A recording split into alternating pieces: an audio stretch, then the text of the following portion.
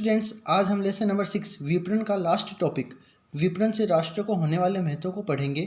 सबसे पहला महत्व है राष्ट्रीय साधनों का सदुपयोग।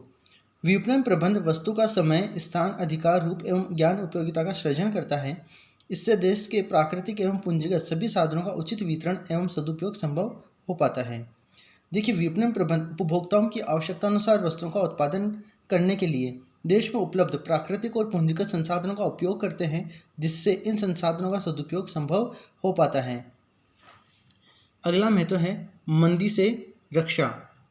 विपणन मांग एवं पूर्ति में संतुलन बनाए रखता है।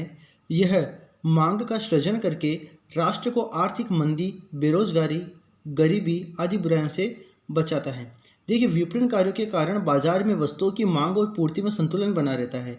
बाजार में वस्तुओं की निरंतर मांग होने से उद्योग, कारखाने क्रियाशील रहते हैं और कर्मचारियों का रोजगार जारी रहता है। इससे बेरोजगारी, आर्थिक मंदी, गरीबी जैसी समस्याएं उत्पन्न नहीं होती। अगला महत्व है राष्ट्रीय उत्पादक में वृद्धि। विपणन प्रबंध वस्तुओं एवं सेवाओं की मांग को प्रोत्साहित करके राष्ट्रीय उत्पादन में वृद्धि करता है। देखिए, विपणन के कारण बाजार में वस्तुओं की मांग बढ़ती है, जिससे उत्पादन इकाइयों को उत्पादन बढ़ाना पड़ता है। उत्पादन बढ़ने से राष्ट्रीय उत्पादन में भी वृद्धि होती है। अगला महत्व है निर्यात वृद्धि। विपणन प्रबंध अंतर्राष्ट्रीय बाजार अनुसंधान करके विदेशी बाजारों में फर्म को प्रवेश दिलाता है। साथ ही लागत एवं किस्म में सुधार करके निर्यात बाजार में वस्तु को जमाता है। इस प्रकार विदेशी मुद्रा के अर्जन में विपणन प्रबंध सहायक होता है। देखिए, विपणन प्रबंध अंतर्राष्ट्रीय बाजारों का विश्लेषण करते हैं और विदेशी बाजारों में भी वस्तुओं का विक्रय करते हैं, जिससे देश की वस्तुओं के निर्यात में वृद्धि होती है। अंतर्राष्ट्रीय व्यापार के कारण वस्तुओं की किस्म या गुणवत्ता में सुधार होता है और देश को विदेशी मुद्रा के रूप में आय भी होती है। अगला महत्व है सरकारी आय।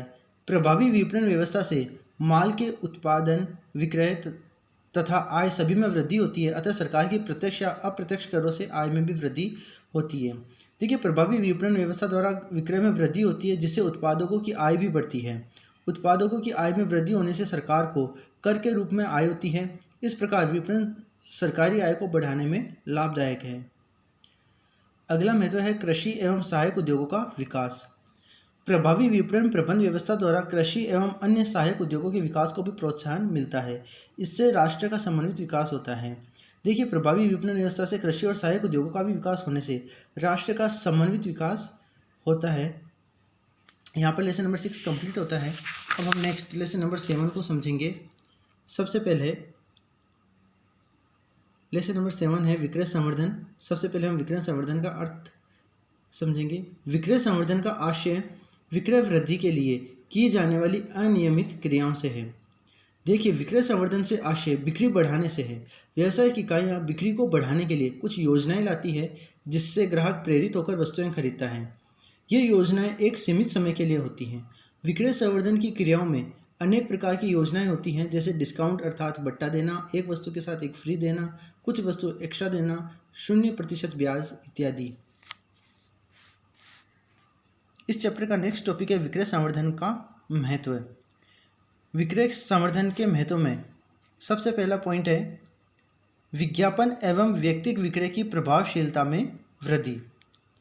विक्रय संवर्धन योजनाओं जैसे मूल्यों में नकद छूट, बिक्री प्रतियोगिताएं, मुफ्त तोहफे एवं मुफ्त नमूनों का वितरण, कूपन, स्क्रैच योजना के कारण ग्राहक स्वयं व्यापारी के पास पहुंचकर वस्तु की मांग करता है। फलस्वरूप विक्रेता को उपभोक्ता को समझाने, उनकी आपत्तियों का निवारण करने एवं उन्हें क्रय करने हेतु प्रेरित करने की आवश्यकता नहीं पड़ती है। देखिए, जब उत्पादक विक्रय संवर्धन योजनाएं लाते हैं, तब मध्यस्थों जैसे थोक व्यापारी और फुटकर व्यापारियों को वस्तुओं को बेचने में ज़्यादा परेशानी नहीं होती है, क्योंकि विक्रय संवर्धन योजनाओं के कारण ग्राहक स्वयं ही दुकान पर जाकर वस्तु खरीदने के लिए प्रेरित होते हैं। इस प्रकार व्यापारियों द्वारा किए जाने वाले व्यक्तिगत विक्रय की प्रभावशीलता बढ़ती है। विक्रय संवर्धन में उपभोक्ताओं तथा व्यापारियों को विभिन्न प्रोत्साहन एवं स्कीमें देकर विज्ञापन संदेश को विक्रय में बदला जा सकता है। इसके अतिरिक्त विक्रय संवर्धन योजनाओं में ग्राहकों को विज्ञापित वस्तुओं को प्रयोग करने एवं जांच करने का अवसर प्राप्त हो जाता है। परिणाम स्वरूप उपभोक्ता के मन में विज्ञापन के प्रति संदेह दूर हो जाता है। अतः विक्रय में सहायक विज्ञापन विक्रय में सहायक होता है, वह इन्हें प्रभावशाली बनाता है। देखिए आजकल प्रत्येक वस्तु उत्पादक अपनी वस्तुओं का विज्ञापन करते हैं। यदि उत्पादक विक्रय संवर्धन योजनाएं जैसे नकद छूट, शून्य ब्याज दर इत्यादि लाती हैं तो विज्ञापन संदेश में इन योजनाओं के बारे में भी जानकारी दी जाती है, जिससे विज्ञापन देखकर लोग वस्तुओं को खरीदने के लिए प्रेरित होते हैं। इस प्रकार विज्ञापन करने का जो लक्ष्य होता है बिक्री बढ़ाने का, उसको पाने में कंपनियां सफल होती हैं। इस प्रकार विक्रय संवर्धन योजनाओं के कारण विज्ञापन की प्रभावशीलता में वृद्धि होती है।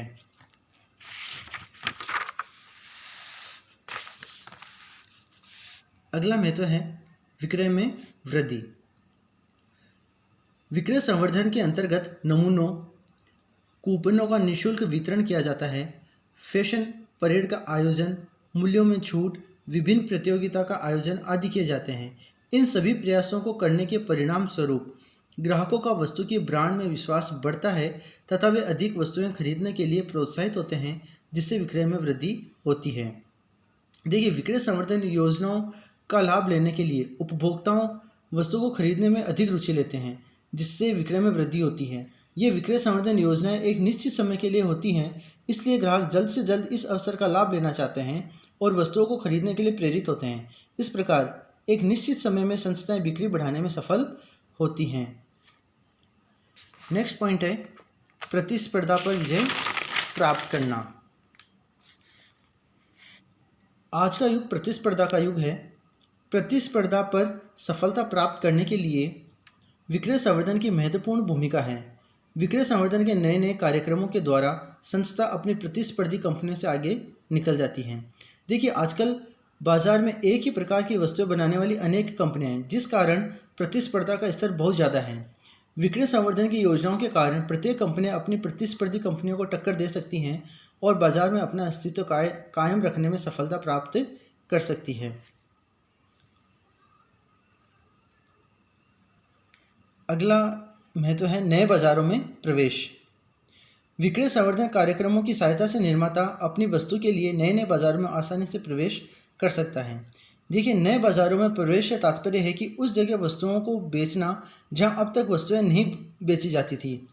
नए स्थान पर वस्तुओं का विक्रय करना बहुत मुश्किल कार्य होता है, इसलिए वस्तु उत्पादक कंपनियां इस समस्या के समाधान के लिए विक्रय संवर्धन योजनाओं का सहारा लेती है। यदि विक्रय संवर्धन योजनाओं के साथ नए बाज़ार में प्रवेश किया जाए तो उन बाज़ारों के ग्राहक योजनाओं का लाभ उठाने के लिए वस्तुओं को खरीदते हैं, जिससे विक्रय बढ़ने लगता है और कंपनियां उन बाज़ारों में खुद को स्थापित करने में सफल होती हैं। अगला महत्व है लाभों में वृद्धि। विक्रय संवर्धन कार्यक्रमों की सहायता से ग्राहक अधिक माल खरीदने के लिए प्रेरित होते हैं, फलस्वरूप विक्रय में वृद्धि होती है। देखिए विक्रय संवर्धन योजनाएं उपभोक्ताओं को वस्तुएं खरीदने के लिए प्रेरित करती हैं, जिस कारण विक्रय बढ़ता है और विक्रय बढ़ने से संस्थाओं के लाभों में भी वृद्धि होती है। विक्रय में वृद्धि होने से बढ़ी हुई मांग को पूरा करने के लिए वृहद स्तर पर उत्पादन करना पड़ता है। बड़े पैमाने पर उत्पादन एवं बाह्य मितव्यताएं प्राप्त होती है, जिससे प्रति इकाई लागत में कमी आती है तथा लाभों में वृद्धि होती है। देखिए विक्रय संवर्धन योजनाओं के कारण बिक्री बढ़ने से मांग बढ़ती है और मांग बढ़ने से उत्पादक को उत्पादन बढ़ाना पड़ता है। बड़े पैमाने पर उत्पादन होने से वस्तुओं की प्रति इकाई लागत में कमी आती है, जिससे लाभों में भी वृद्धि होती है। अगला महत्व है मध्यस्थों को अधिक सुविधाएं। विक्रय संवर्धन कार्यक्रमों में उत्पादक मध्यस्थों को विभिन्न प्रकार की सुविधाएं देते हैं, जैसे फुटकर व्यापारी के नाम से विज्ञापन देना, दुकान की सजावट करना, मुफ्त वस्तुएं एवं भेंट देना आदि। देखिए कई कंपनियां अपने मध्यस्थों के लिए भी विक्रय संवर्धन योजनाएं लागू करती हैं, जिसके अंतर्गत उन्हें कई प्रकार की सुविधाएं दी जाती है, जैसे फुटकर व्यापारी के नाम से विज्ञापन देना, दुकान की सजावट करना, मुफ्त वस्तुएं एवं भेंट देना आदि। इन सुविधाओं से मध्यस्थ प्रेरित होते हैं और वो इन कंपनियों की वस्तुओं को बेचने में प्राथमिकता देते हैं।